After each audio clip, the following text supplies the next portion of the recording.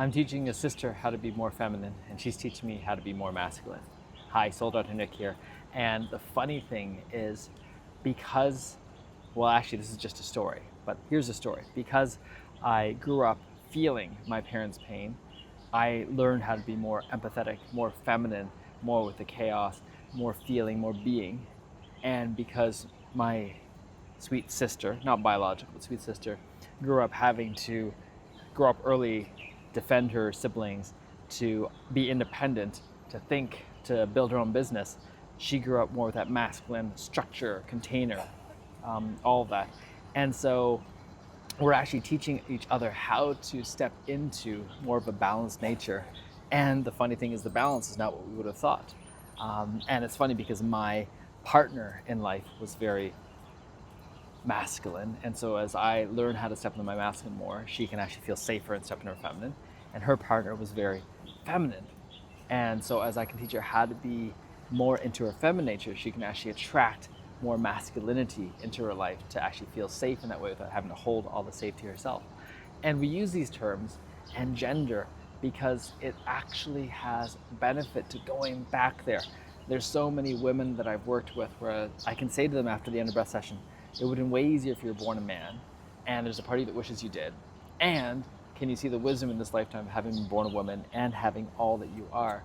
And oftentimes they can start to see the glimpse of that, because it's beautiful to be able to have and hold both polarities and then come back into the polarity that you actually chose to hold in this lifetime. I did not choose to be a physical man this lifetime, to be an effeminate man. And that's what I had been becoming, and then resisting, and then being upset at people for not actually embracing my femininity, and especially my beloved. And now it's like, okay, how can I better stand up to her? How can I better stand up for her? And how do I learn this not just for her, but for my son as well? Because without me stepping into my masculinity, I'm going to let him walk all over me, which actually doesn't serve him then. It turns him into a little tyrant prince, and I see so many of those right now. I see the power of discipline, of structure, and it's a practice for me to step into it. If I try to step into it too quickly or not authentically, what I'm doing is I'm repeating my dad's pattern. And I can notice when I do that, it's not actually creating the results, because there is a part of the results I can try to be like, I'm going to hold a boundary more. And then he's just like, this doesn't make any sense. So I'm just going to walk all over it. Whereas sometimes when I hold a boundary that actually I know it's clear, I don't have to explain it. He just knows and he stops. He stops doing the thing.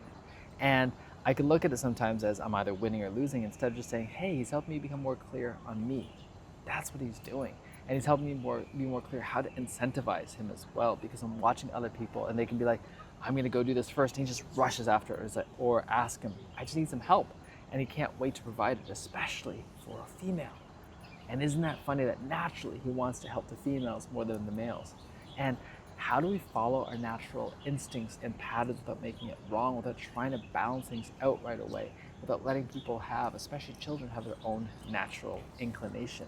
And how do we notice that as well? Because sometimes people are like, well, that's why we have to respect whatever they want to be called by, all that stuff. Part of it we're not even realizing, by not exposing them to natural sunlight, allowing them to actually develop their own hormonal structure, which I got as a young boy because there was much more sunlight and outdoor time. And nowadays, so many of the kids spend so much time indoors that they're not actually even getting access to their hormones, which is not surprising that they don't know who they are then. And so there's so many different factors of stepping into the masculine and feminine. I am going to speak to this more because I think it's really important. And I think it's really important for me because it helps me to be more and more clear the roles that I want to play. Because one of the greatest things about what I'm doing right now with Ohana Breath, Ohana Sage, is it is evolving. And it's evolving because we want to get our message and our purpose and our theme clear so that we can deliver what we can deliver best in the world without trying to be all things to all people. And part of it is that we're really good at collaborating with others because we bring out the best in others as we bring out the best in ourselves. And one of the things that I do is I pay for the services of others because it helps me and then it helps them to grow their ability to do things as well. So again, isn't it funny that my sweet sister is teaching me how to be more of a man and I'm teaching her how to be more of a woman. And by doing so, we're going to actually love life even more and find love even more, whether the love is already there or not, and just deepen these bonds as well. All right, ciao for now.